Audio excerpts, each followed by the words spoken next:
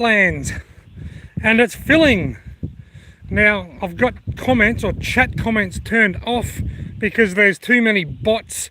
People copy paste the same comments asking for shout outs, and then people argue amongst themselves about that, so I've just turned them off.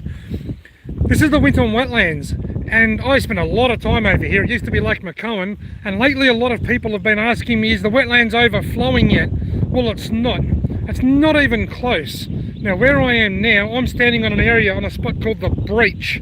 The breach is where, when the Winton Wetlands overflows, water flows out over the breach and down into the Broken River system, which I'll show you shortly. And a quick disclaimer, it's very windy here today, so if there's wind noise, I apologise. But anyway, the water has been sitting in here for months, gradually coming up, and I've been coming over here on a regular basis looking to see whether it's reached the breach. Yesterday I was pleased to say that it had reached the breach. This is the breach here, the concrete breach, and I can see by that little gauge down there that it's actually risen to 70 centimetres deep. Not here, there's probably only 15 centimetres or so here. I'm not sure exactly where the 70 is, maybe out there somewhere, but anyway, the water at the Winton Wetlands has reached the breach. Now the wetlands takes a lot of water to fill, a huge amount of water to fill the Winton Wetlands, a lot of rain. Now you can see here, it's reached the breach. Now it has to rise around about another metre or a bit more before it flows over the breach and then down there into the Broken River system. Now let's just go for a walk over here.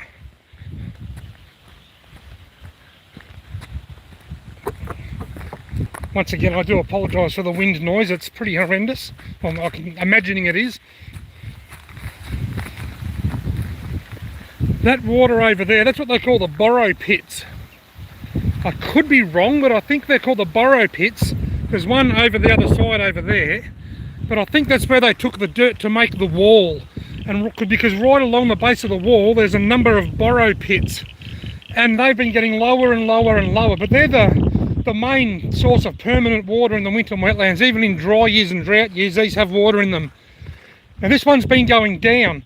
It was full in 2016, and over the last 5 years it's been going down and down and down until only about 2 months ago there was a pool out in the middle there. But there was still quite a bit of water in that next one up there. Hang on, I've bumped the camera back on myself.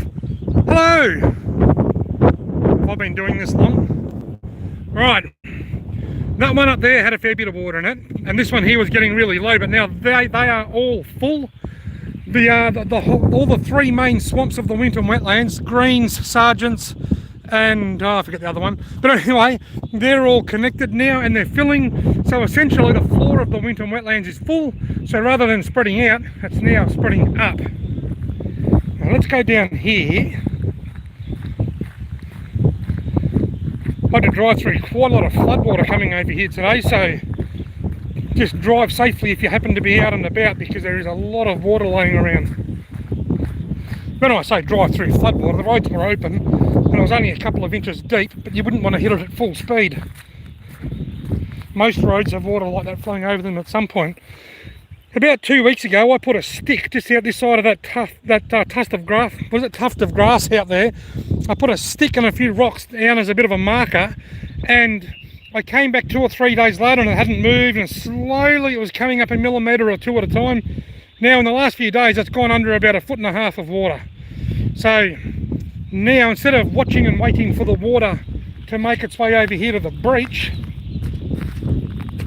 I now get to come over here on a regular basis because I love this place, and I get to watch the water climb in the breach. And there's the breach. So you can see I'll squat down low. You'll probably hear me puff when I get back up. You can see from this angle how much it still has to come up before it flows over the breach. Now once that's full, once the water's to the top there, that means the Winton Wetlands are essentially full. Now many of the wetlands, there's something like 30 swamps in the Winton Wetlands, and most of them are full. And that's why it's now filling, because all the full swamps are overflowing into the main swamp, and the main swamp's filling. The water then flows over the breach, then it goes down under this culvert, or if it's too high and those 3 little drains can't handle it, it will flow over the culvert. That happened in 2011 or don't think it happened in 2016. This is the first time we've seen this much water in the Winton Wetlands since 2016, but check out this down here. This is a carp trap designed to keep carp out of the Winton Wetlands, because this is the old outlet channel. I think it's called Stockyard Creek or Stockman Creek or something now, but it used to be the outlet channel. And as you can see here, the water here is only about, I'll go around here for a better view. Normally there's about a 3 or 4 foot drop down there, and then down there it drops a bit further and the channel goes right down there. But this water is all backed up by the Broken River being so flooded. The Broken River is at moderate flood in Manoa, and it's approaching major flood, and this is all backed up by that water in the Broken River. That's why it's so high. And you can see there, it's almost flooding into the Winton Wetlands, but it will only flood into there. Then it's got to rise another 40 centimetres. It's got to come up another 1.5 metres before it floods into the wetlands, which is unlikely to happen. But if it does, this little fence here is designed to stop carp swimming up into the wetlands.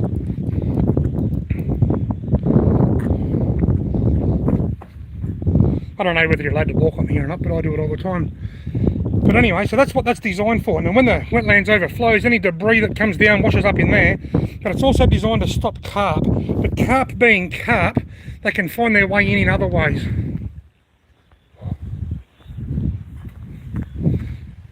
Now the Winton Wetlands, if it fills and overflows, and the reason so many people are asking me about this at the moment is because when that fills, out there at the moment, there's something like 3,000 hectares of submerged bushes and shrubs that are breaking down and releasing microorganisms. The swamp is absolutely chock-a-block full of tadpoles, minnows, shield shrimp, the whole lot, mud-eyes. And when this overflows, all that food washes down and all the fish concentrate on this area here. Now, last time it overflowed, it was just an absolute cesspool of carp. I made a video over here and heaps of people came here fishing. But since then, Goulburn Murray Water have come along and put up some no fishing signs. So you're not actually allowed into the channel to fish. So even if it does overflow, you're actually not allowed to fish in there. It's off limits these days, which is sad. But that's just a reflection of the lawsuit society that we live in, because they're so worried that somebody will get hurt and then sue Goulburn Murray Water. So they've put signs up saying that you're not allowed to fish in there anymore. But anyway, so that's where the Winton Wetlands are at. Now, just a little short story before I finish. I know a lot of people don't like this place because it used to be Lake McCowan, and they lost their lake. I lost my lake. This was my backyard.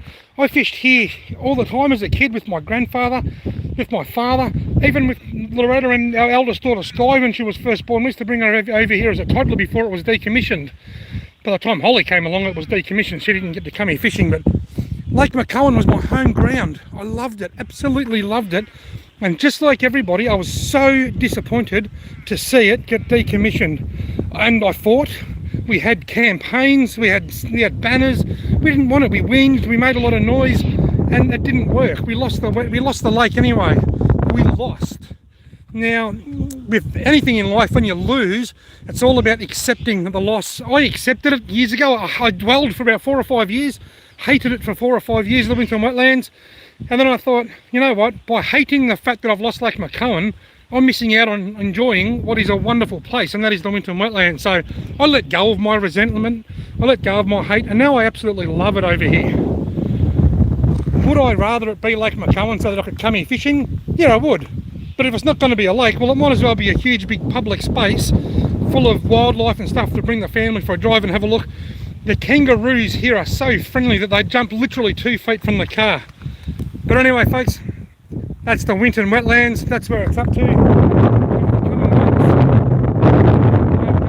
my eye on the breach.